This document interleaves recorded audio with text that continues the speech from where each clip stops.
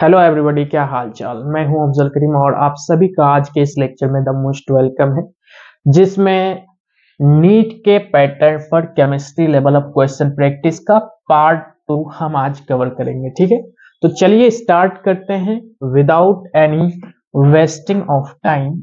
और कुछ approximately 15 questions का हम टारगेट बनाए हुए हैं। पहला क्वेश्चन जिसमें से क्या है, the radius ratio the radius ratio of fourth orbit of hydrogen of hydrogen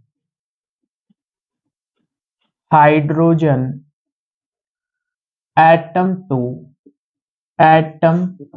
to third orbit of helium ion is। First of all हम बोर्ड को दो पार्ट में पार्टिसिपेट कर देते हैं। ठीक है, ओके।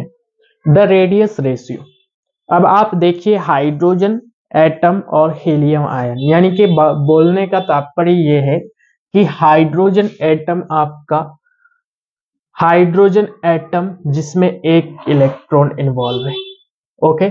और यहाँ पे हीलियम आयन, इसमें भी एक इलेक्ट्रॉन इन्वॉल्व है। यानी रेडियस का रेशियो पूछा है जिसमें सेम नंबर ऑफ इलेक्ट्रॉन्स है, that is 1 mono electronic atom है, और मोनो इलेक्ट्रॉनिक आयंस आप बोल सकते हैं। ठीक है, radius ratio of fourth orbit of hydrogen atom to third orbit of helium atom is क्या होगा।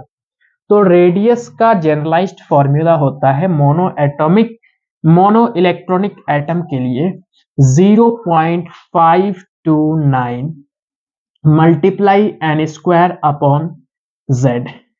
क्या होता है 0.529 multiply n square upon Z angstrom. ये जनरलाइज्ड फॉर्मूला है जो कि स्ट्रक्चर ऑफ एटम में आपको दिया हुआ है।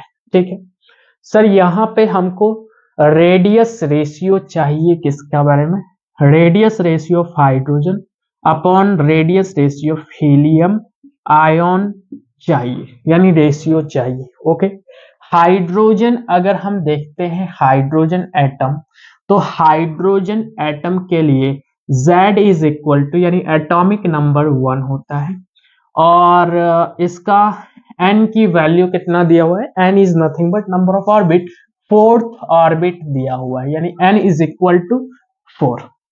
अच्छा, हीलियम के लिए Z की वैल्यू कितनी है सर, 2 है हीलियम आयन के लिए, और n is equal to helium के लिए थर्ड ऑर्बिट पर बात की गई है, यानी कि 3 है। n इज इक्वल टू कितना है, 3 है। ठीक है, रेडियस रेशियो चाहिए हमको, यानी कि हाइड्रोजन के लिए आप लिख सकते हैं 0.529 मल्टीप्लाई n स्क्वायर, हाइड्रोजन के लिए n4 है, यानी 4 का square divided by z atomic number, that is 1 angstrom. ये हाइड्रोजन के लिए आपका आ गया। और हीलियम के लिए भी लिखिए 0.529 मल्टीप्लाई एन स्क्वायर, हीलियम के लिए n है 3, यानी कि 3 का स्क्वायर डिवाइडेड बाय हीलियम का z है 2, यानी 2 angstrom. Angstrom will be cancel out, this factor and this factor will be cancel out. Okay, बचेगा हमारे पास क्या, 4 का स्क्वायर यानी कि 16 मल्टीप्लाई 2 अपॉन 3, 3 जाए 9, 16 2 जाए 32 इज टू 9, इन दोनों का रेशियो का करेक्ट आंसर होगा। ठीक है, अब आते हैं नेक्स्ट क्वेश्चन, क्वेश्चन नंबर 2 में क्या है, total number of nodes present in 3p orbital is, total number of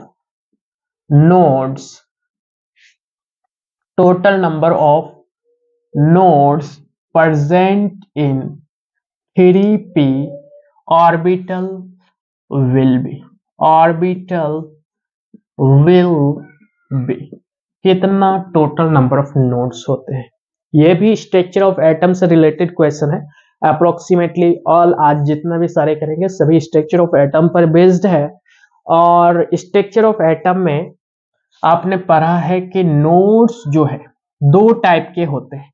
one is angular node, angular node, और एक होता है रेडियल नोड। क्या होता है?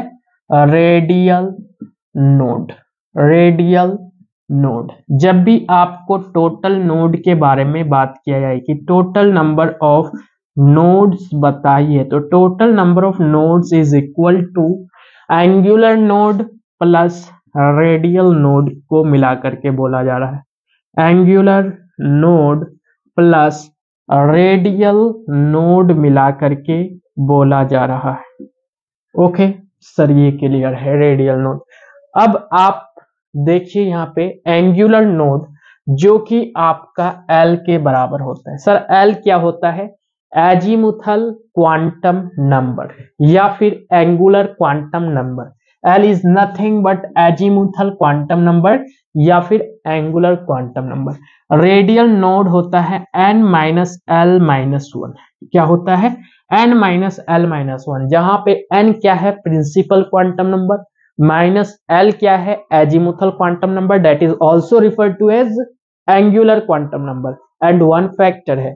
टोटल नंबर ऑफ नोड्स की अगर हम बात करते हैं angular node plus radial node, जो कि इन दोनों को ऐड करने के बाद नेट जो आता है n माइनस वन आता है। यहाँ पे पूछा गया है कि टोटल नंबर ऑफ नोड्स बताइए, यानी कि n माइनस वन बताइए। अब 3p के लिए n की वैल्यू ये वाला फैक्टर 3, हाँ, और p की वैल्यू, l की वैल्यू क्या होगा? l का वैल्यू आप spdf ऑर्बिटल जानते हैं कि spdf ऑर्बिटल ये 4 होता है जनरलाइज्ड, जिसमें से s ऑर्बिटल अगर l की वैल्यू 0 है तब s लिखते हैं, 1 होगा l की वैल्यू तो p लिखते हैं, और 2 होगा तो d, और 3 होगा तो f। अब यहाँ पे देखिए p ऑर्बिटल है, यानी p ऑर्बिटल के लिए l की वैल्यू 1 लिखेंगे, तो 1 लिखेंगे। यहाँ पे क्या लिखेंगे? 1 लिखेंगे। वैसे हालांकि इसी से आंसर आ जाएगा कि n माइनस वन पहले से ही लिखा हुआ है, n की वैल्यू हमारा 3 आया, 3 माइनस वन दैट इज 2, हमारा 2 राइट आंसर हो जाएगा। ओके, अब आते हैं नेक्स्ट क्वेश्चन में। अगला क्वेश्चन क्या है? Let next question is statement based question, आप यूं समझ सकते हैं। Question number 3, question number 3 is the expression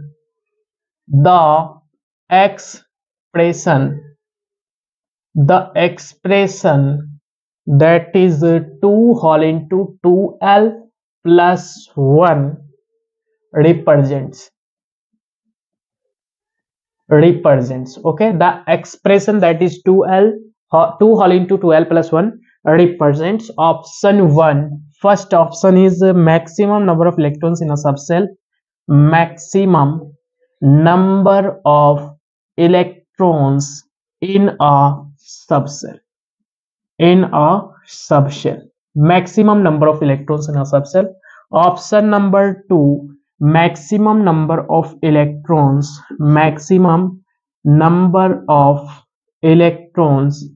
in a shell. Option number 3, maximum number of orbitals in a subshell. Option number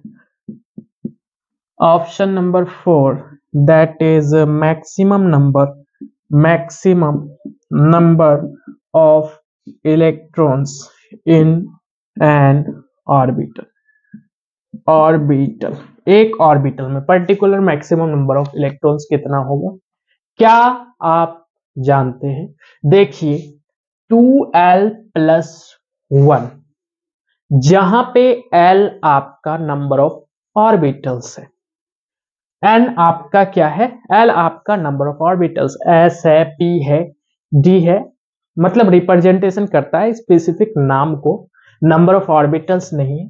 maximum number of electrons in a subshell, एक subshell में। L क्या है? Subshell है। Let me 1 minute.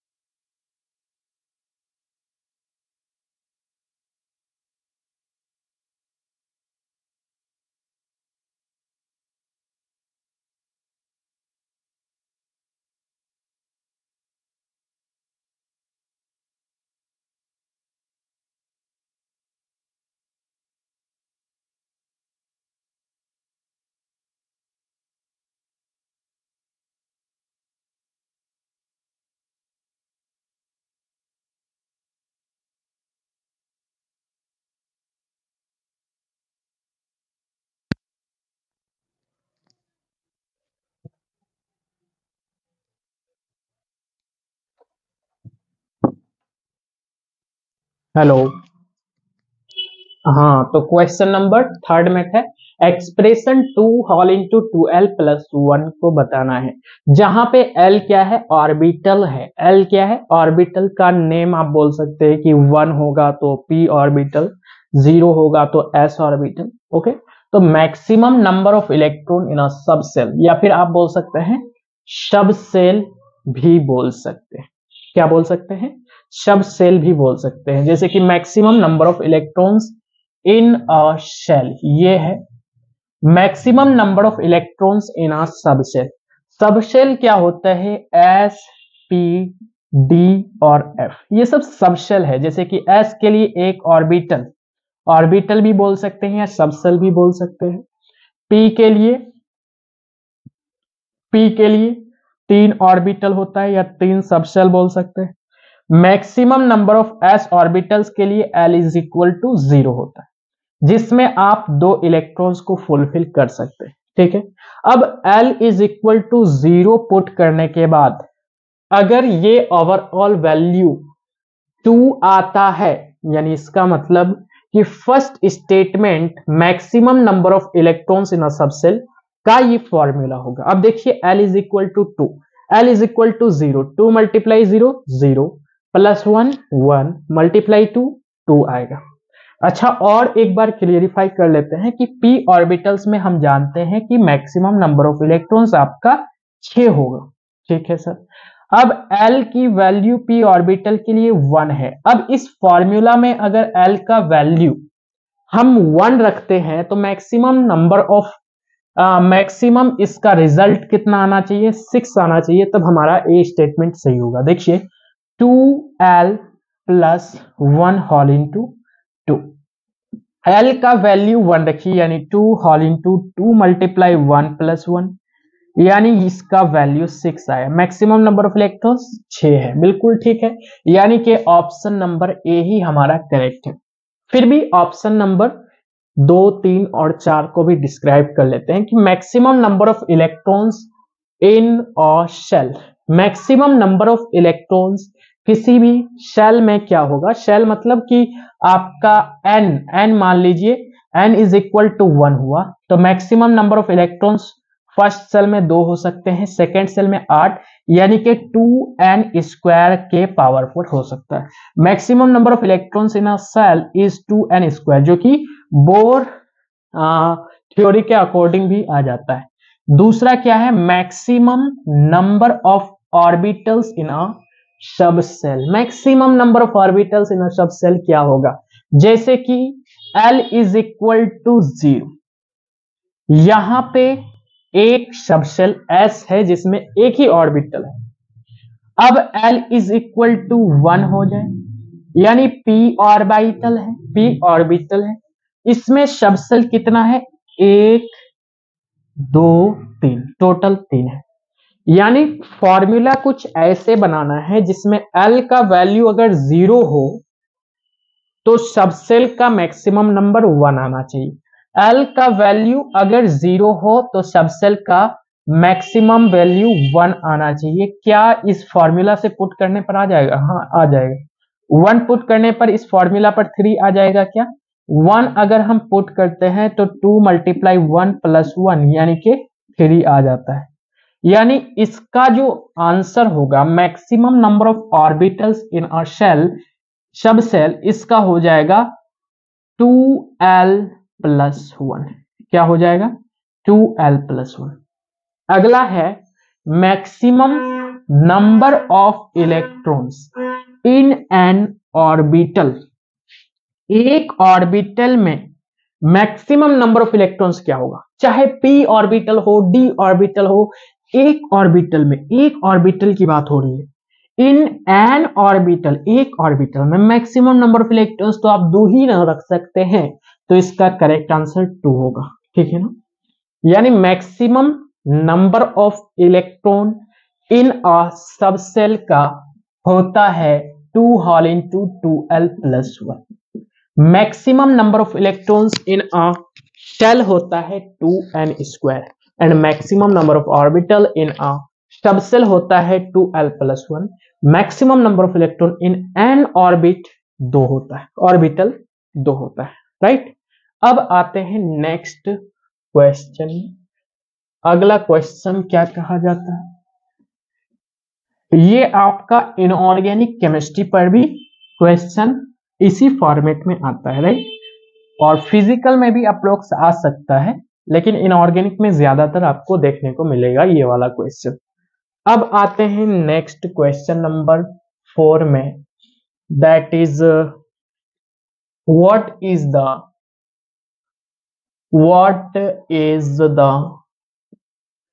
Maximum number of electrons in an atom that can be assumed, that can be associated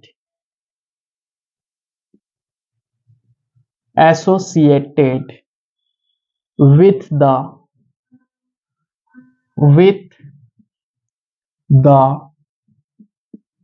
following set of quantum number। Okay, जहां पे n = 2 है, l = 0, m = 0 and s = +½ sir n, l, m और s होता क्या है? Quantum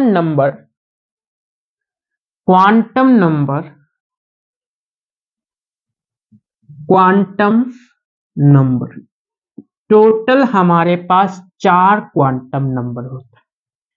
एक होता है आपका principal quantum number that is represented by n, एक होता है एंगुलर या azimuthal quantum number that is represented by l, magnetic quantum number m and spin quantum number s। ठीक है? स्पिन क्वांटम नंबर का वैल्यू 2 ही पॉसिबल है, या अप स्पिन हो या फिर डाउन स्पिन हो। अप स्पिन होगा तो +½ डाउन स्पिन होगा तो -½ ठीक है सर, ये 2 पॉसिबिलिटी। m का वैल्यू -l से लेकर के +l तक होता है, और n = इंटीजर कोई भी हो सकता है 1 2 3 4। ओके, और l की वैल्यू हमेशा 0 से लेकर के n-1 तक होती है। ठीक है, 0 से लेकर के n-1। n = 2, यानी कि इसका अगर हम रिप्रेजेंटेशन देखेंगे तो n = 2 है। ठीक है, 2 हमने लिख दिया 2। l = 0, 0 के लिए कंसिडरेशन s है, m इज इक्वल टू 0, ठीक है, माइनस एल से प्लस एल तक रह सकता है, और अप स्पिन है 2s ऑर्बिटल में, 2s ऑर्बिटल में नंबर ऑफ ऑर्बिटल्स कितना है सर, एक ही ऑर्बिटल है, और उसमें भी s पॉजिटिव हाफ है, यानी कि अप स्पिन है, यानी up spin is represented as an electron, यानी वो एक इलेक्ट्रॉन को रिप्रेजेंट कर रहा है, और यही पूछ रहा है कि what is the maximum number of electrons in the following, maximum number of electrons के हिसाब से तो एक ऑर्बिटल पर एक ही है नो, तो करेक्ट आंसर क्या होगा 1। ओके, अगर हमारा p होता यानी l की वैल्यू यहां पे 2 होता तो मैक्सिमम नंबर ऑफ इलेक्ट्रॉन्स क्या होता, s is equal two plus half, यानी सब में अप स्पिन है और p ऑर्बिटल में टोटल 3 ऑर्बिटल्स होते हैं, यानी ऑप्शन आंसर 3 इलेक्ट्रॉन्स होगा, राइट। लेकिन यहाँ पे p इज इक्वल टू 0 है, यानी कि s ऑर्बिटल है, इसलिए हमारा आंसर चेंज हो गया, ठीक है। अब आते हैं नेक्स्ट क्वेश्चन नंबर 5 में। Question number 5,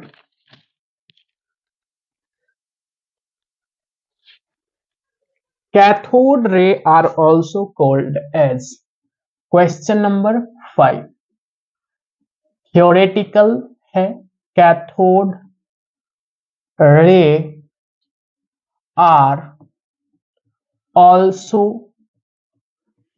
called as. देखिए अगर रेज की बात हो रही है, रेज जो है दो टाइप के रेज हो सकते हैं, दो टाइप के रेज होते हैं, यानी कि आप ऐसे बोल सकते हैं लाइट इमिटिंग बाई, यानी कि लाइट के प्रेजेंस में कौन सा प्लेट या कौन सा पोजीशन कौन सा स्पेक्ट्रम को रिलीज कर रहा है। जैसे कि अगर लाइट के प्रेजेंस में कैथोड प्लेट है तो वो कैथोड रेज को इमिट करता है, यानी रेज दो टाइप के होते हैं, एक होता है कैथोड रे और एक होता है एनोड रे। क्या होता है, कैथोड रे और एनोड रे। कैथोड रे जो होता है negatively charge as like electron आप मान सकते हैं, और एनोड रे आप मान सकते हैं कि अल्फा पार्टिकल, एक टाइप का एनोड रे है, और अल्फा पार्टिकल एनोड रे को ही आप, कैथोड रे ही है ना, कैथोड रे नहीं कैनाल रे, ठीक है, कैथोड रे को तो आप इलेक्ट्रॉन मान सकते हैं, कैनाल रे है, सॉरी क्वेश्चन में क्या है कैनाल रे है, जो कि एनोड रे का ही दूसरा नाम क्या है, कैनाल रे है, यानी इसको कैनाल रे को आप एनोड रे भी बोल सकते हैं। Canal ray is also called as anode ray, anode ray यानी पॉजिटिव रे जिसमें चार्ज पॉजिटिव होगा, जिसमें चार्ज क्या होगा, पॉजिटिव होगा। अब आते हैं नेक्स्ट क्वेश्चन में।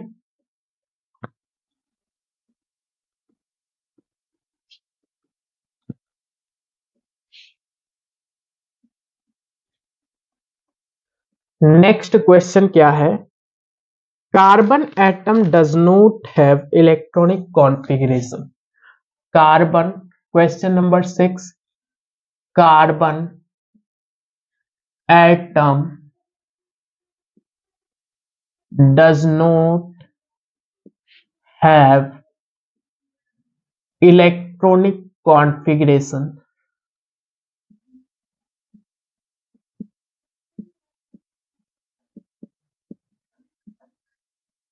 One S 6, 1s6 because, reason बताना है, रीजन, यानी कार्बन एटम में 1s6 इलेक्ट्रॉन्स कभी भी पॉसिबल नहीं होता है। क्या रीजन है, इसको एक्सप्लेन करता है पाउलीज एक्सक्लूजन प्रिंसिपल। कौन एक्सप्लेन करता है, Pauli's exclusion principle, Pauli's exclusion principle.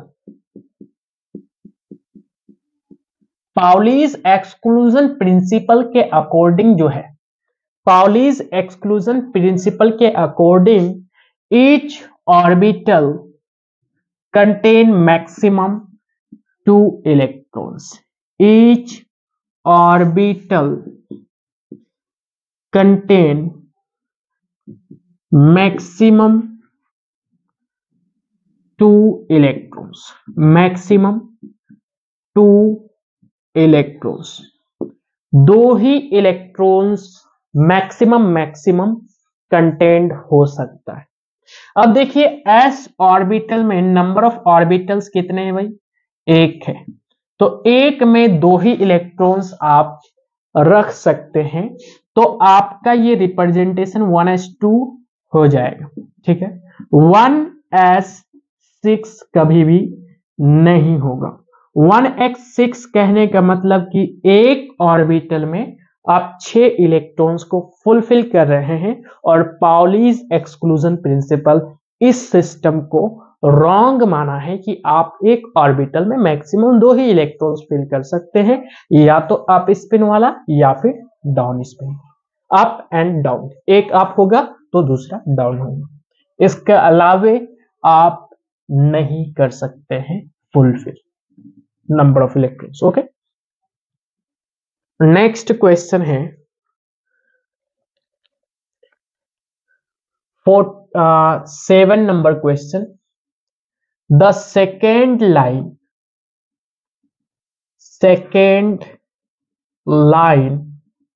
of the bracket series in the emission spectrum of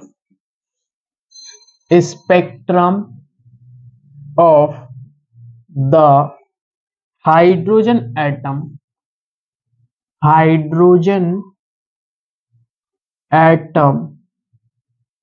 is due to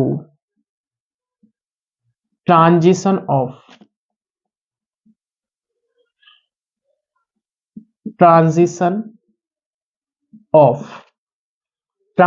from। ठीक है, क्वेश्चन थोड़ा सा कॉन्सेप्चुअल है।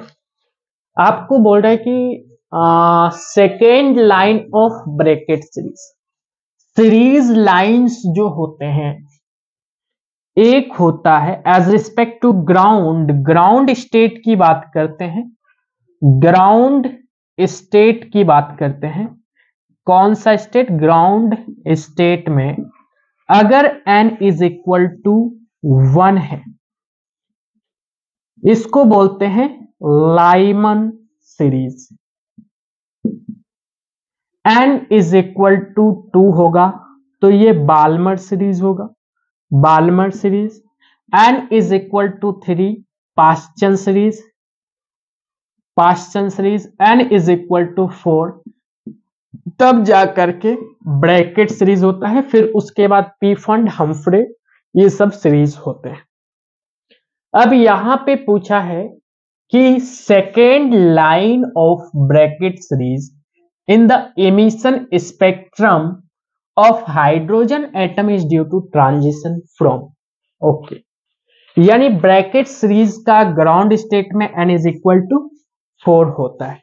सेकेंड लाइन यानी कि आपका स्पेक्ट्रम हो रहा है, एडजॉर्प्शन नहीं हो रहा है, स्पेक्ट्रम यानी कि इस पोजीशन से इस स्टेट पर आ रहा है। ठीक है सर, यानी n इज इक्वल टू 4 पर आ रहा है, ब्रैकेट सीरीज पर आ रहा है। सेकेंड लाइन से यानी 1 2 लाइन से, यानी ये n इज इक्वल टू 5 होगा, n इज इक्वल टू 6 होगा, यानी 6th लाइन से 4th लाइन में आ रहा है।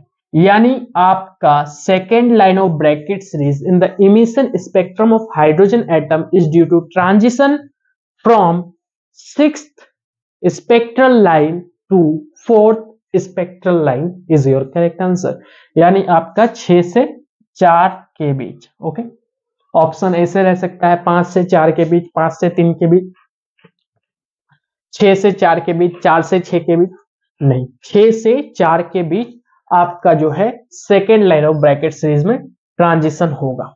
6th लाइन से 4th लाइन में ट्रांजिशन होगा किस चीज का? स्पेक्ट्रम का, इलेक्ट्रॉन का। ओके, एनर्जी लॉस करेगा, एनर्जी गेन नहीं करेगा, स्टेबिलिटी की ओर बढ़ेगा। नेक्स्ट क्वेश्चन है question number 8, that is the valence shell, valence shell electronic configuration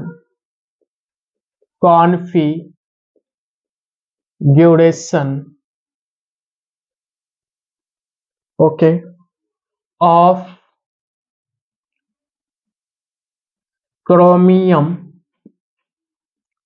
Z is 24 is electronic configuration valence shell electrons. Okay, chromium में जिसका 24 एटॉमिक नंबर है, Z कितना है? 24, इसका इलेक्ट्रॉनिक कॉन्फ़िगरेशन क्या होगा? तो इलेक्ट्रॉनिक कॉन्फ़िगरेशन में इलेक्ट्रॉन्स भरने का तरीका SS, PS, PS, DPS। Okay, DPS, DPS।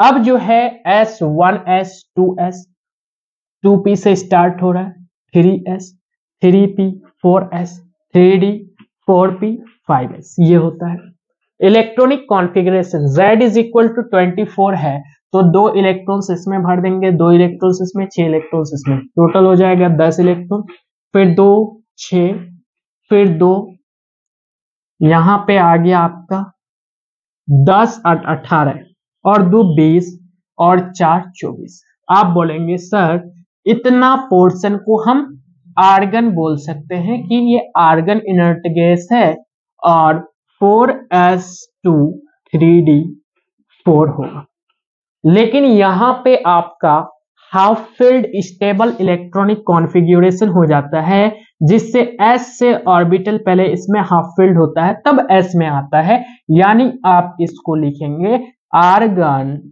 Inert gas 4s1 3d5, क्योंकि S का एक इलेक्ट्रॉन इसमें आ जाएगा क्योंकि हाफ फील्ड स्टेबिलिटी यहां पे एग्जिस्ट करेगा। तो आपका करेक्ट आंसर ये होगा इलेक्ट्रॉनिक कॉन्फ़िगरेशन आर्गन का, argon 4s1 and 3d5। Okay, अब आते हैं नेक्स्ट क्वेश्चन में, क्वेश्चन नंबर 9।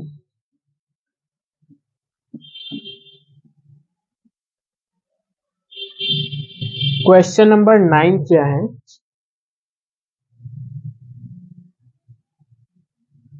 नाइन है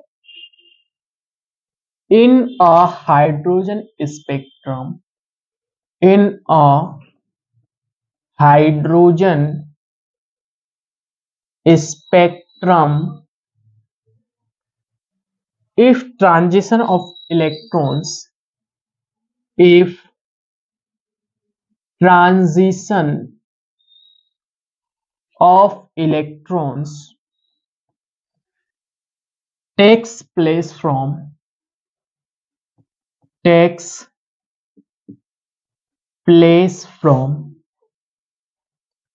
third to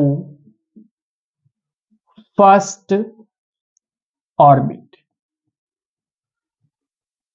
third to first orbit, then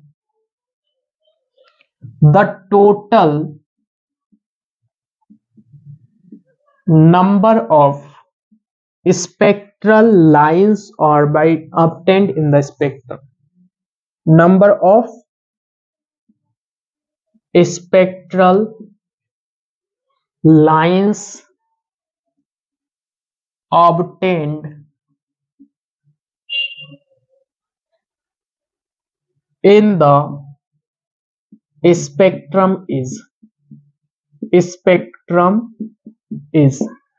In a hydrogen spectrum, if transition of electrons take place from third to first orbit, then total number of spectral lines in the spectrum is total number of spectral lines n1 कितना दिया हुआ है n1 दिया हुआ है 1 and n2 दिया हुआ है आपका 3 orbital then total number of spectral lines total number of spectral lines का फॉर्मूला होता है total number of spectral lines is equal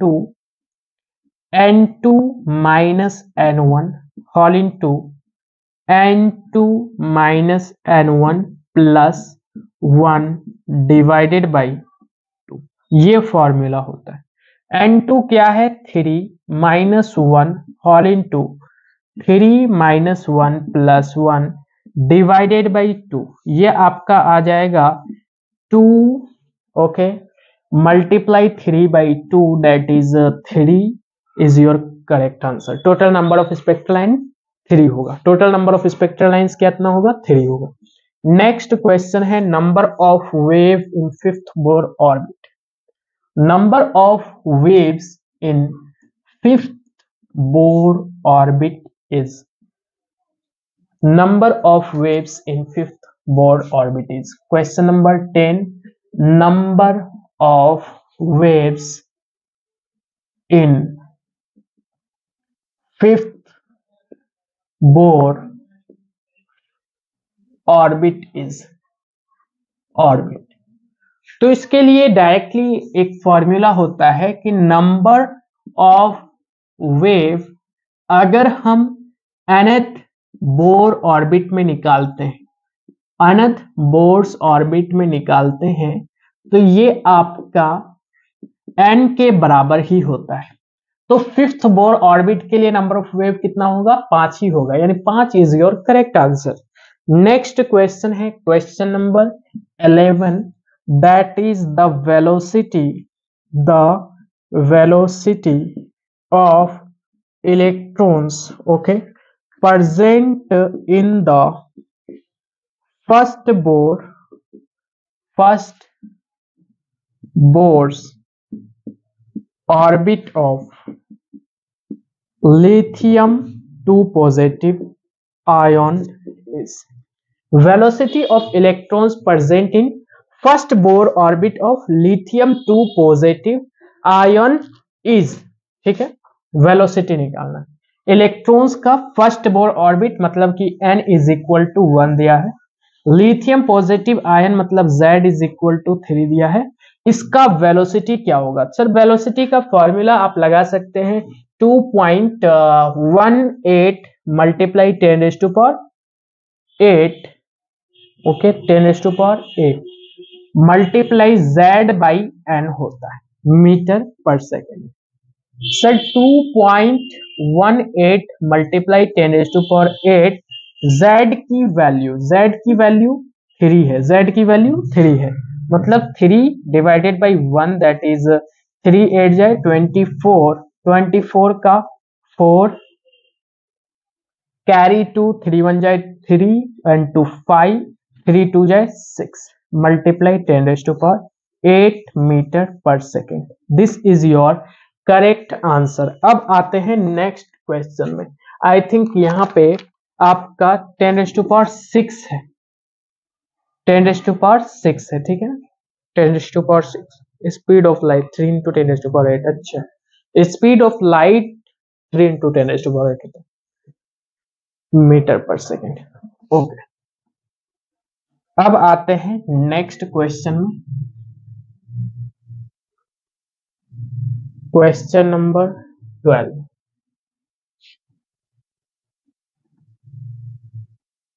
question number 12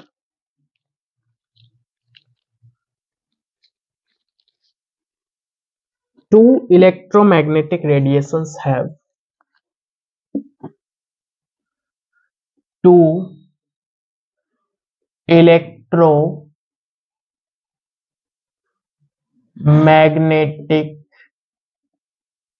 radiations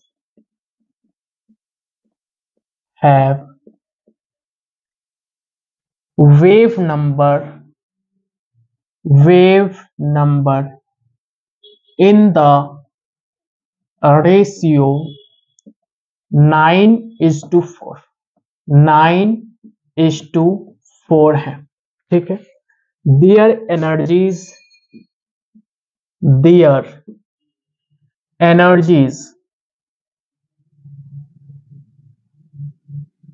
per quanta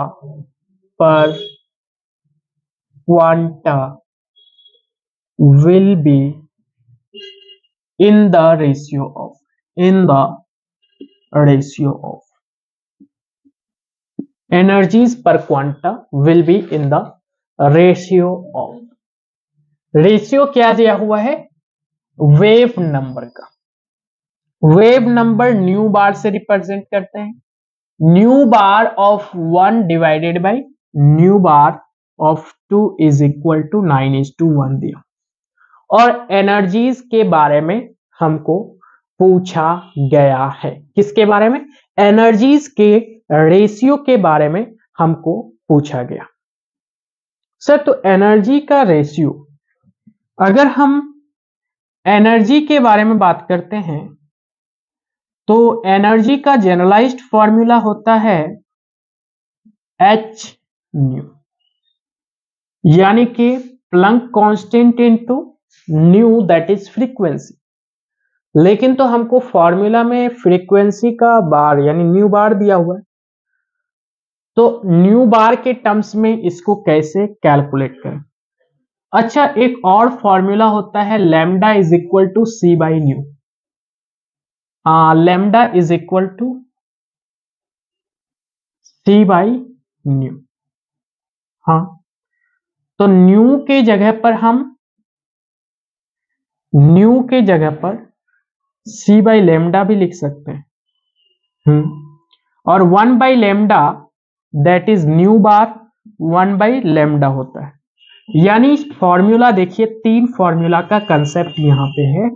पहला फॉर्मूला कि हम जानते हैं कि energy is equal to Planck constant into nu होता है, न्यू इज फ्रीक्वेंसी। दूसरा फॉर्मूला हम जानते हैं lambda is equal to speed of light divided by nu that is frequency. तो यहां से आप लिख सकते हैं frequency is equal to C by lambda, C by lambda. Frequency की जगह पर सी बाई लैम्डा दे सकते हैं, यानी एनर्जी का और extended form H into C by lambda हो जाएगा। Sir nu bar is equal to 1 upon lambda होता है, तो इसको सी अपॉन लैम्डा को सी न्यू भी लिख सकते हैं। हाँ लिख सकते हैं, न्यू बार भी लिख सकते हैं। सी अपॉन लैम्डा को सी न्यू बार भी लिख सकते हैं, यानी H C nu bar. H और C speed of light and Planck constant दोनों भी फैक्टर कांस्टेंट है, यानी energy is directly proportional to nu bar के हो जाएंगे। एनर्जी का रेशियो पूछा है, energy 1 divided by energy 2 is equal to Planck constant, and ये कांस्टेंट है यानी nu bar 1 divided by nu bar 2, that's ratio is 9:1 and correct answer यही होगा, 9:1 ही होगा।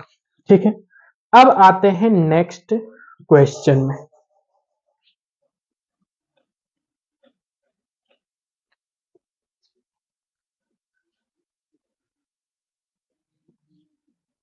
नेक्स्ट क्वेश्चन क्या कहता है, क्वेश्चन नंबर 13। क्वेश्चन नंबर 13 है the energy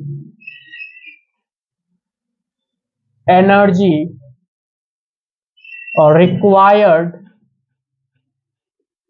to remove an electron from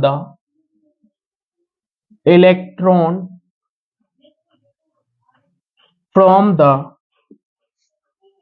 ground state of helium positive ion will be। ओके, energy required to remove, electron ground state से helium positive ion में, electrons required to remove, अगर हम remove करते हैं electrons ground state से infinity तक, यानी हमारा इनिशियल एन 1 है, ग्राउंड स्टेट को 1 ही बोलते हैं, और एन फाइनल इंफिनिटी पर हमने इलेक्ट्रॉन्स को रिमूव करके फेंक दिया, तो energy is required to remove an electron is called ionization energy, and that ionization energy is equal to minus 13.6 whole into 1 upon n final का square minus 1 upon n initial का square whole into z square, electron volt के terms में ये होता है formula. तो minus 13.6 1 upon n final that is infinity का final, minus 1 upon n initial that is 1, Z का स्क्वायर, हीलियम के लिए जेड कितना होता है सर 2 होता है, 2 का स्क्वायर इतना इलेक्ट्रॉन वोल्ट हो जाएगा, 1 अपॉन इंफिनिटी का square that will be 0। Okay, ये माइनस 1 आ गया, माइनस इंटू माइनस प्लस, यानी 13.6 मल्टीप्लाई 4, 6 4 जाए 24 कैरी 2, 4 3 जाए 12 एंड 2 14 कैरी 1 4 1 जाए 4 एंड 1 5, इतना इलेक्ट्रॉन वोल्ट आपका आंसर होगा। 54.4 सॉरी 54.4 इलेक्ट्रॉन वोल्ट आपका करेक्ट आंसर होगा। अब आते हैं नेक्स्ट क्वेश्चन में, दो क्वेश्चंस और बचे हैं, दोनों को फटाफट क्लियर करते हैं और आगे बढ़ते हैं। Question number 14, angular momentum of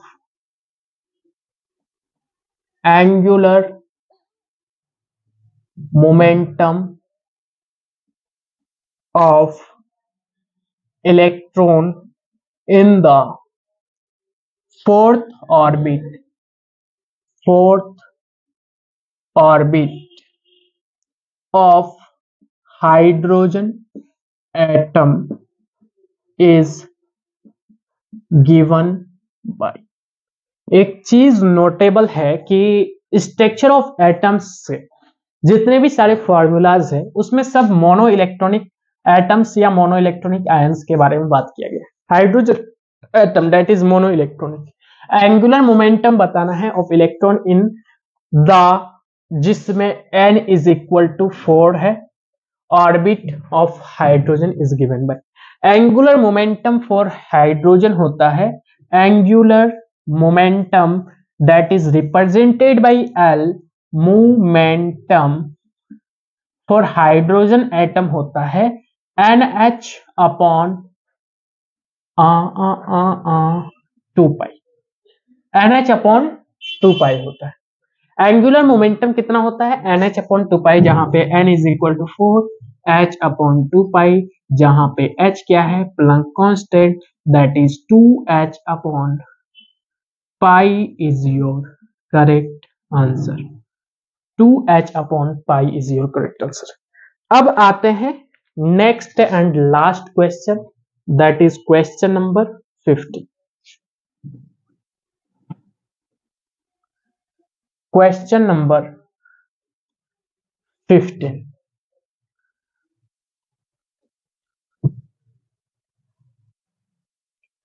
15 number question है, द डी ब्रॉगली